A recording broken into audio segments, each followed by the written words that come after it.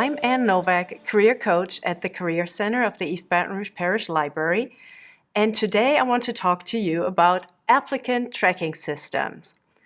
One of the most common complaints and frustrations that I hear from clients is, I applied to 20 jobs online and I have never heard anything back from the employers. I can't tell you how often I've heard this. And the reason for this are the applicant tracking systems. So today I want to explain to you a little bit what they are and how they work. And yes, to many job seekers, they are a black hole. That's our title today: Escape the Black Hole, Conquer the Applicant Tracking System. Let's take a look. What is an applicant tracking system, or ATS for short? An ATS is a software that allows companies to store, sort, and search through job candidates or applicants. Companies don't use them because they're mean and they don't want to treat you well. They really use these systems because it makes their jobs a whole lot easier. Very often, companies get 300 applicants for one job, and these systems allow the recruiters to store and sort and do all these things in a very structured way. Now, what doesn't make it easier for all you job seekers is that there are around 400 different ATSs on the market in the US right now. Some of the best known are Altipro, Workday, Taleo. Maybe you have seen this in the URL at some time when you completed an online job application. So while all of these are similar in nature, they're all a little bit different. What makes it worse is that each one of those can then be specially programmed for certain companies. So even though several companies might use the same, they all might use JobVite, it still might look a little bit different on the front end, and it might look a good bit different on the back end as well. What does the applicant tracking system do? It can, and it will, parse your submitted resume. What does that mean? So with most online applications, you're asked to upload your resume. Many people think, okay, I upload my resume, and that's exactly how the recruiter will see it. He'll just, take it as uploaded or kind of like a photo. No, unfortunately, in most instances, that is not the case. What that software does, it takes the content, it takes the data in your resume and parses it into the form of that software, into the system that it wants to see. So it might completely take the different sections apart. It might not be in the same order. So the information that's in your resume might move into that online system in a completely different order because that's the way it was programmed, because that's the way the recruiter wants to look at it. It will analyze keywords. That is probably the most important thing to know about an applicant tracking system. It operates by keywords. So the employer, the recruiter goes in, it will program that software with the main keywords for a certain job that are important to them and that they want to see. And then your application better match those keywords. It is of utmost importance.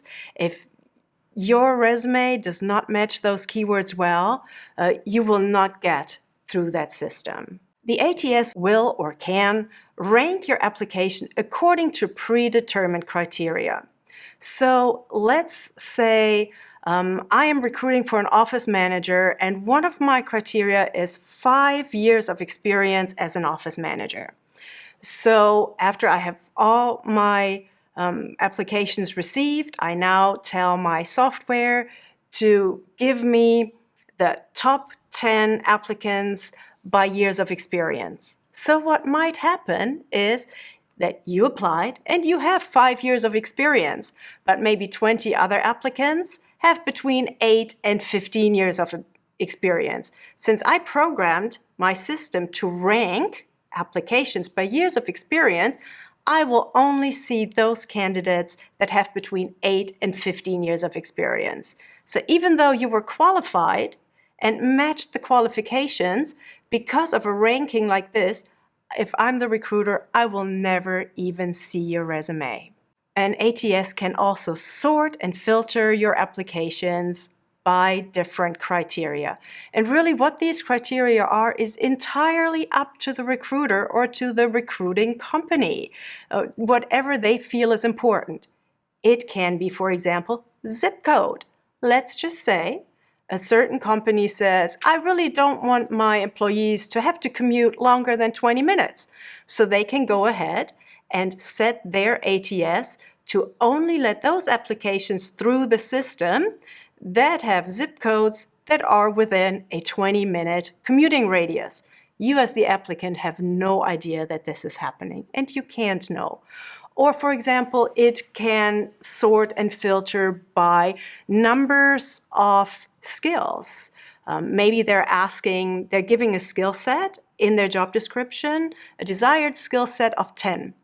And then they ask to sort by who matches most, who matches 10 of them, who matches 9, who matches 8.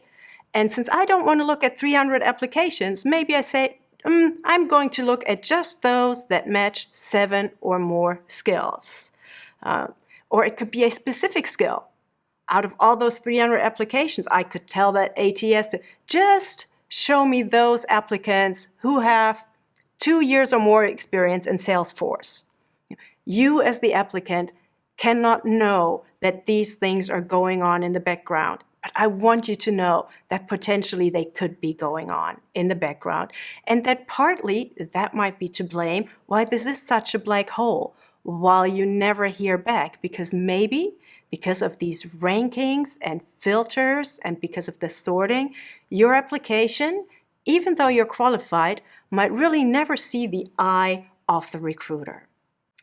Oh, and last but certainly not least, an ATS might be programmed with knockout questions.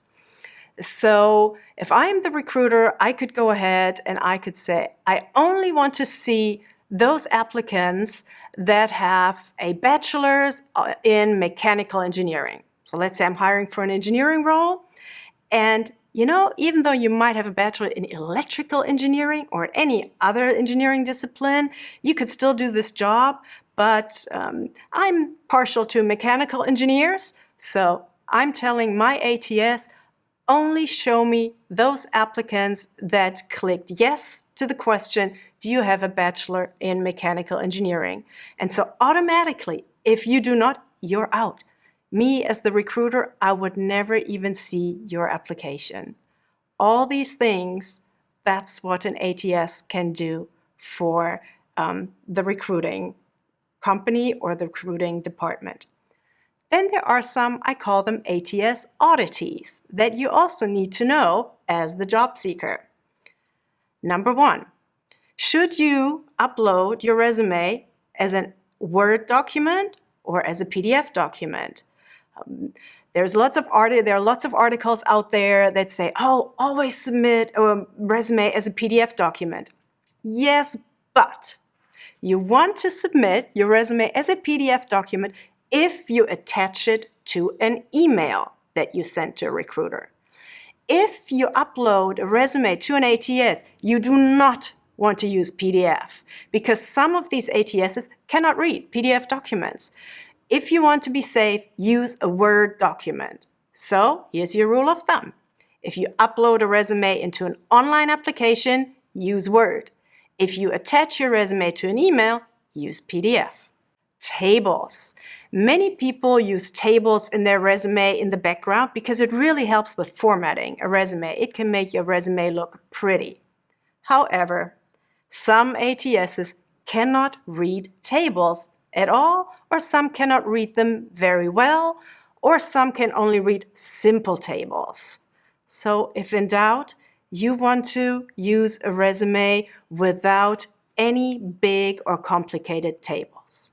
Graphics. Most ATSs they read graphics, but they do not score the content of the graphic. So that means when you upload a resume with many pretty graphics, the content of that graphic part is not seen by the ATS. It's just like a blank space. So again, for ATS purposes, do not use graphics on your resume or infographic resume. These are nice for networking and for giving it to people in person, but not for uploading to an online application. Yes, and then it even gets as nitty-gritty as font style. Don't go all crazy about some, nice, snazzy font that you really love and that on print might look great. The ATS won't have any of it. Again, some will be able to read 250 different font styles, but some don't. And since you as the applicant usually don't know which is which, stay safe. Safe ones are Arial, Calibri, Helvetica, for example. Now, if you're really attached to your font, you can see when you apply somewhere online, often in the URL, you will see which ATS it is. It'll say somewhere Brass Ring or Taleo. Go and Google really quick, can Taleo support Bauhaus font, for example, and then Google will know. Someone on Google will know. So you can do that as well. Now, I realize up to now there was a lot of doom and gloom, right? For the applicant, these systems are not very nice to work with. So what can we do? Let's take a look. I really don't want to discourage you. I want to educate. I think you need to know these things to be able to handle these online applications. So, what do you need to do? Number one, match as many keywords in the job description as you honestly can. Obviously, you cannot make up any skills that you don't have. There are some nice tools that can help you with this. SkillSyncer and JobScan are two websites that help you with keyword matching. With both, you can upload the job description of the job you're applying for, and then you can upload your resume and it will match and it will give you feedback about the percentage of match and how you could improve it. Now, both of these are for-profit companies, so of course they would like to get paid for it. But both have some limited free services that I would recommend you try. I said this before, do not use an infographic resumes. Infographic resumes are pretty, they look good, but they are of absolutely no use in an online application situation. Use your great-looking infographic resumes for networking purposes, for directly handing it to people, or for attaching it to an email. Do not upload an infographic resume in an online application. Use a Word resume without any complicated tables. Work hard to find a referral source. So many ATSs are set up where they ask you, do you know somebody that works here? And then you need to give name and number, and that's an inside referral. Or other companies are even set up in a way that you can give your documents to that employee and they can submit the application for you. That is by far the preferred thing for you to do because you already come as a recommended applicant and you immediately move up in the chain of applications and you will move into the top. If you apply as a referred applicant, your chances of getting an interview are, I think, 25 to 50% higher, if not more, than without. So, an ATS can work well for job seekers that exactly match the qualifications and the experience that the company is looking for. If that is not you, the applicant tracking system is not working well for you. Then you really have to spend your time on networking, on doing informational interviews, on going out and meeting with people, because now you know why online applications that feed into those applicant tracking systems will not work for you if you do not have those exact qualifications they ask for. If you think this video was good information and you like the content, go ahead, like the video, subscribe to our channel. If you like to talk to us in person, come by. We're located at the main library on Goodwood, or take a look at our website at www.careercenterbr.com.